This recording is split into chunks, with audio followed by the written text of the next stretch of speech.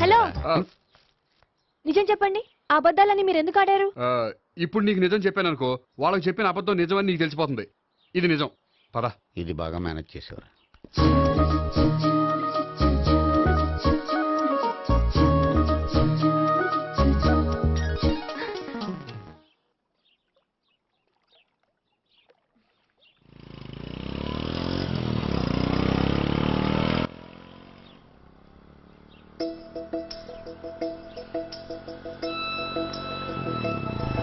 Hi.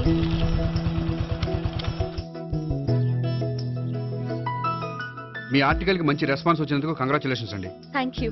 ఆ credit అంతా మీదే. నాదే ఉందండి, మీరు కష్టపడి రాశారు. అందుకే నేను ఇష్టపడి ట్రీట్ ఇవ్వాలనుకుంటున్నాను. అయితే ఆలస్యం ఎందుకు, పదండి.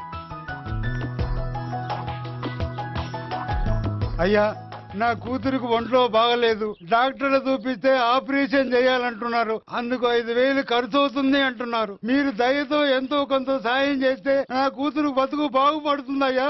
ఇలాంటి కారణాలు చెప్పి అడుక్కునే వాళ్ళని చాలా మందిని చూసాం. ముందు నువ్వు ఇక్కడి నుంచి వెళ్ళు. నేను అబద్ధం చెప్పటం లేదమ్మా. ఎంతో కొంత సాయం చేసి నా కూతుర్ని కాపాడండి అమ్మా. వెళ్ళమని చెప్తుంటే నీకు కాదు, పో ఇక్కడి నుంచి. ఏమయ్యా, తీసుకో. మీరు చల్లగా ఉండాలి బాబు. ఏంటి గోపి ఇది? అలాంటి వాడి మాటలు నమ్మి నువ్వు అనవసరంగా అన్ని డబ్బులు ఇచ్చావు. మొన్నొక్కడికి నేను ఇలాగే ఇచ్చాను. తర్వాత రోజు వాడు ఇంకో చోట కనిపించాడు తెలుసా? పోనీండి, వాడు చెప్పేది అబద్ధం అయితే మనవి పోయేవి 1000 రూపాయలే. కానీ అదే నిజమైతే ఆ డబ్బుతో ఒక నిండు ప్రాణాన్ని కాపాడిన వాళ్ళం అవుతాం కదా. డబ్బు ఈ రోజు కాకపోతే ఇంకో రోజు సంపాదించుకోవచ్చు. అదే ఒక నిండు ప్రాణం పోతే తిరిగి తీసుకురాలేం కదండి.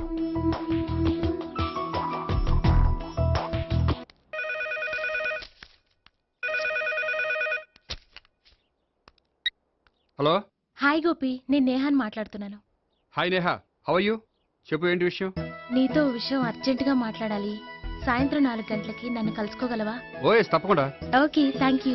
Bye. Okay, bye.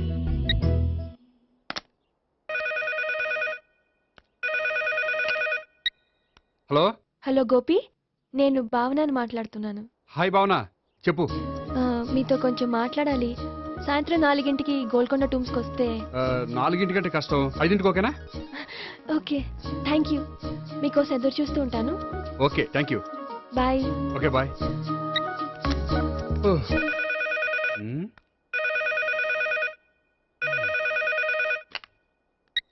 Hello. Hello, నేను సావిత్రిని మాట్లాడుతున్నాను. సావిత్రి, చెప్పు, ఏంటి విషయం? నీతో ఒక ముఖ్యమైన విషయం చెప్పాలి. సాయంత్రం 4 మనం కలుద్దామా? 4 సరే, పోనీ 5. 5 కూడా. పోనీ 6. ఓకే, 6 వస్తాలే. Okay, thanks. బాయ్. బాయ్. ముగ్గురు ఒకే రోజు మాట్లాడాల్సిన విషయం ఏముంటుంది? సరే, చూద్దాం.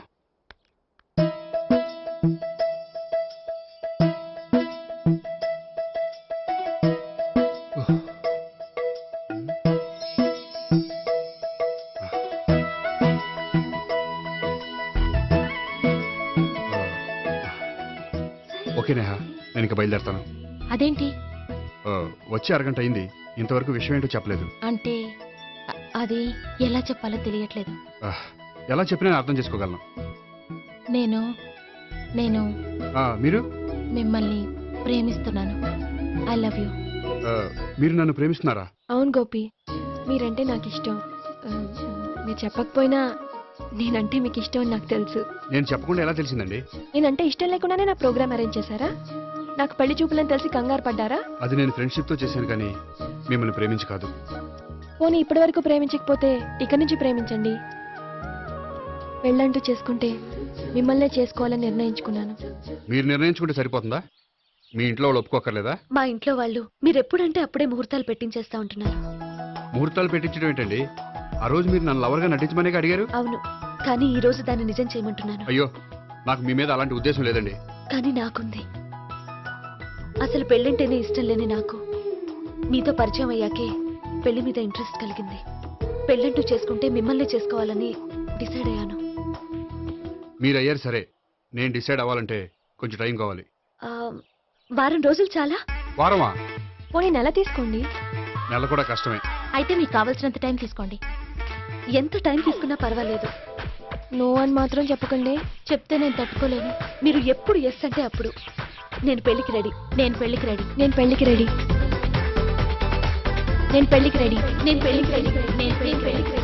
నేను పెళ్లికి రెడీ. నేను పెళ్లికి రెడీ. నేను పెళ్లికి రెడీ. నేను పెళ్లికి రెడీ. నేను పెళ్లికి రెడీ. అయ్య బాబో!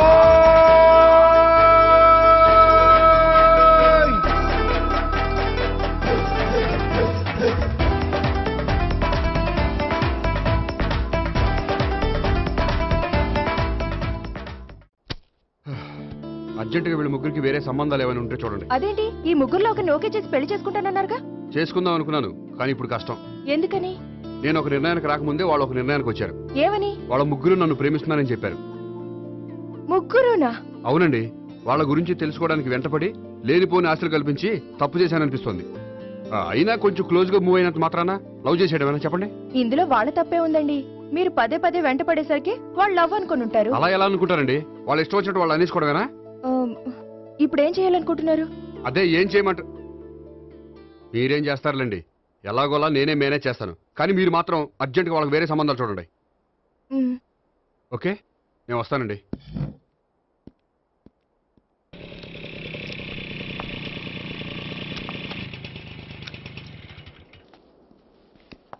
హాయ్ గోపి. హాయ్. ఎంతసేపు అయింది వచ్చి? జస్ట్ ఇప్పుడే. నీతో కొంచెం పనుండి. అవును, ఏంటి నువ్వు ఇంత లేటు? హాస్పిటల్కి వెళ్ళొస్తున్నాను. హాస్పిటల్ కా? దేనికి? నా ఫ్రెండ్ సూసైడ్ అటెంప్ట్ చేసింది, అందుకని. అంత కష్టమే వచ్చిందండి మీ ఫ్రెండ్కి? తనది లవ్ ఫెయిల్యూర్. మీ ఫ్రెండ్కి అసలు బుద్ధుందా? లవ్ ఫెయిల్ అయినంత మాత్రం చచ్చిపోవడమేనా? ఏంటి గోపి అలా అంటావు? కోరుకున్న మనిషి దక్కనప్పుడు చచ్చిపోవాలనుకోవడంలో తప్పే ఉంది. అయినా నా ఫ్రెండ్ పిచ్చిది కాబట్టి బతికే ఛాన్స్ ఉండే పురుగుల మందు తాగింది.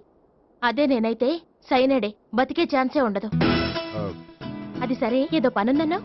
ఇంకేముంటదిలే. అది నిన్ను చూడాలనిపించి.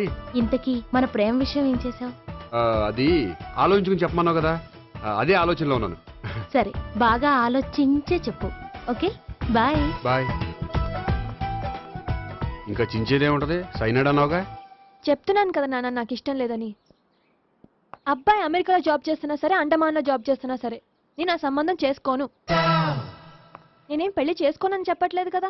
ఎవరిని చేసుకోవాలో నిర్ణయించుకోవాల్సింది నేను. నాకు కొంచెం టైం ఇవ్వండి నాన్న. నేను చెప్పే వరకు నాకే పెళ్లి సంబంధాలు చూడొద్దు, అంతే. ఓ హాయ్. హాయ్. మీరెప్పుడు వచ్చారు? మీ నాన్నగారితో పెళ్లి సంబంధం గురించి మాట్లాడుతున్నప్పుడు. ఈ పెద్దవాళ్ళకి పిల్లల ఇష్టాలతో సంబంధం లేదండి. వాళ్ళకి నచ్చితే చాలు, ఎలాగైనా మనల్ని ఒప్పించాలని చూస్తారు. అంత మంచి సంబంధం అయినప్పుడు చేసుకోవచ్చు కదండి. ఏంటి జోక్ చేస్తున్నారా? మీ కళ్ళకి నేను ఎలా కనపడుతున్నాను? ఒకళ్ళని ప్రేమించి ఇంకోళ్ళని పెళ్లి చేసుకునే క్యారెక్టర్ కాదు నాది. పెళ్ళంటూ చేసుకుంటే మిమ్మల్ని చేసుకుంటాను, లేకపోతే. నేహలాగా నువ్వు కూడా సైనడ్ మిగుతావా? నేహా ఎవరు?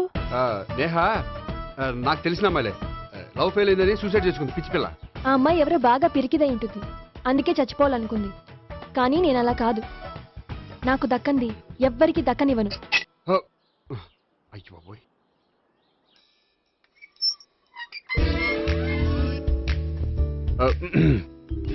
దేవుడా, వాళ్ళిద్దరి దగ్గర ఎటు వర్కౌట్ అవ్వలేదు.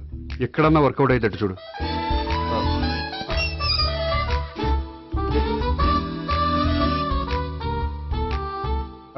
నమస్కారం సార్. రా అల్లుడు రా. నీ గురించే మాట్లాడుకుంటున్నావు. నిండు 100 ఏళ్ళు బ్రతుకుతావు అంటే హార్ట్ అటాక్ వచ్చిన హాస్పిటల్లో చూపించక్కర్లేదంటావు. బుద్ధి జ్ఞానం లేకుండా ఏంటో మాటలు. గోపి, పరాంకుశం అని నా బావమరిది. అంకుశంలో రాజశేఖర్ అంత పవర్ఫుల్. ఈయన కళ్ళు తెరిచాడంటే ఎదురు కళ్ళు మూసుకోవాల్సిందే. కొంచెం మూసుకో. జూబ్లీహిల్స్ పోలీస్ స్టేషన్ లో సిఐగా పనిచేస్తున్నా. నమస్కారం అండి. నమస్తే నమస్తే. నీ గురించి అంతా మా బావ చెప్పాడయ్యా. చిన్నప్పటి నుంచి సావిత్రి అంటే నాకు చాలా ఇష్టం. సావిత్రే లైక్ చేసిందంటే నువ్వు పక్క జెంట్లమెన్ అయి ఉంటావు. భారతీయుడేం కాదా? చూడు గోపి, ప్రేమించుకోవడం తప్పు కాదు. ఆ ప్రేమ నిజమైందే అయితే పెద్దలుగా మేము ఆశీర్వదిస్తాం.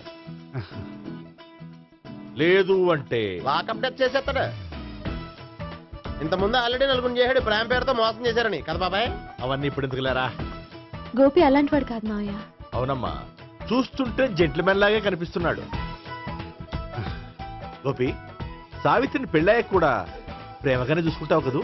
తప్పకుండా హ, సావిత్రే నా ఆశ శ్వాస ధ్యాస. దోషం కదా, ప్రాస కొంచెం ఎక్కువైంది. ప్రేమించిన అమ్మాయి కోసం ఎంత ఎక్కువ చెప్పినా అది చాలా తక్కువ అవుతుంది పండు.